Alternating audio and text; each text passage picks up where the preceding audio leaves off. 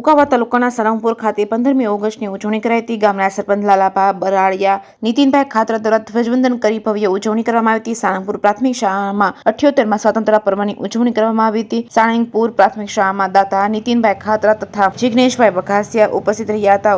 ઉજવણી નિમિત્તે દાતા નીતિનભાઈ ખાતરા તેમજ ગામના સરપંચ લાલાભા બરાડિયાના હસ્તે ધ્વજવંદન કાર્યક્રમ યોજાયો હતો.